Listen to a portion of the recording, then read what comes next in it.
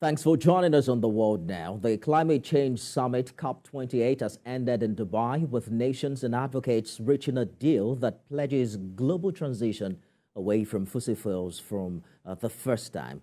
This move comes in response to widespread criticism of a previous proposal. The UAE presented the latest proposal earlier in the day, calling for a just and equitable transition away from fossil fuels in energy systems.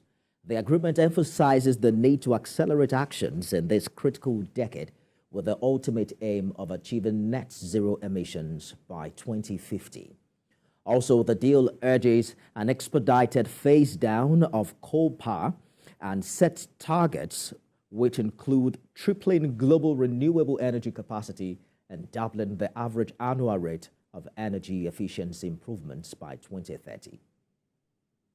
We have confronted realities and we have set the world in the right direction. We have given it a robust action plan to keep 1.5 within reach. It is a plan that is led by the science. It is a balanced plan that tackles emissions, bridges the gap on adaptation, reimagines global finance, and delivers on loss and damage.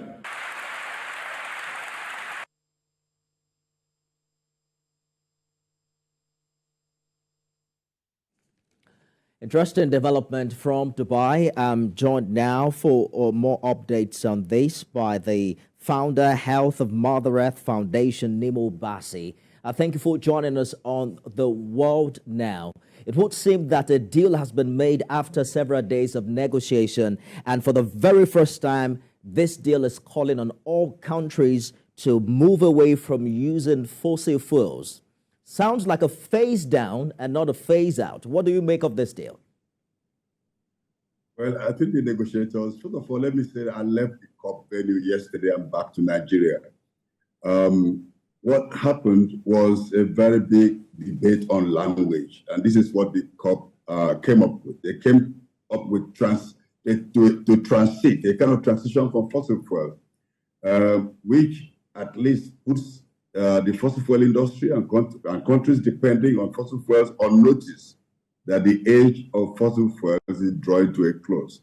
I think it's better than phase down, because phase down is very, complicated. Phase out, but it's not the same as phase out, because apart from just putting everyone on notice, it talks about transition from fossil fuels in energy, as it leaves the gap for other uses of fossil fuels, for example, in plastics, and as well as in perhaps fertilizer, and also in other ways of using fossil fuels, which remains problematic.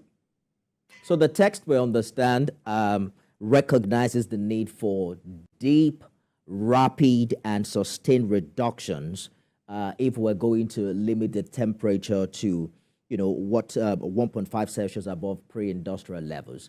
But what do you say to climate campaigners who are of the opinion that this agreement doesn't go far enough? Well, I agree with campaigners that the agreement is better than what we expected from the COP, the way it's constituted, but it hasn't gone far enough. As I mentioned, by using the word transition from fossil fuels in energy, it leaves a wide lacuna for the fossil industries to keep on doing what they're doing and give it different names. The agreement also talks about certain technologies that are not proven and that may be risky. For example, carbon capture and storage.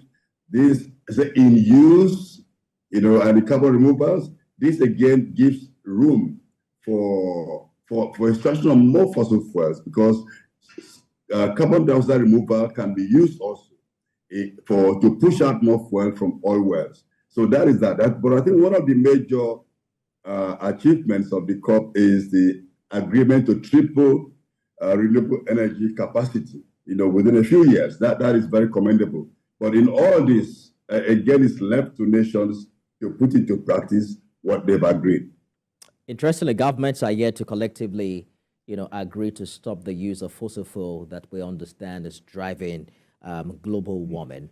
But with this agreement, what is the next line of action, and who is checking to be sure that progress is made and that words have been matched with action in this regard? Well, the United Nations Framework Convention on Climate Change has this intergovernmental panel that keeps a check on how things are going in terms of climate change, temperature increase, and all the other indices. And of course, in the next 2 years, every nation would have to report back to COP. That would be at COP30. They will report back to say how far they've implemented what they've agreed to do. And so it may not be real strict policing, because it's a voluntary thing. There's nothing really legally binding. If you don't do this, we're going to put you in jail. But I believe that every politician, every leader has a moral responsibility to put some of these things, to put these key things into practice. And for Nigeria, I think this is very significant, because knowing that the world is going to shift away, transit away from fossil fuels, it should also tell us that we have to redefine the areas we're going to invest in. Because if we keep on putting all our energy in fossil fuel extraction, damaging our environment, we're going to find out that most countries, the rich countries, will stop producing internal combustion engines, for example, because of about energy, like transportation. This is going to be serious. And then Africa may become the cemetery for such old technologies. So I think it is incentive for everybody to step in the right direction and do what needs to be done. Interesting development. We look forward to see how well these agreements will be implemented and how much impact it will have on global warming around the world. Founder head of Mother Earth Foundation, Nimo Bassey, thank you so much for talking to us on The World Now. Thank you. Thank you.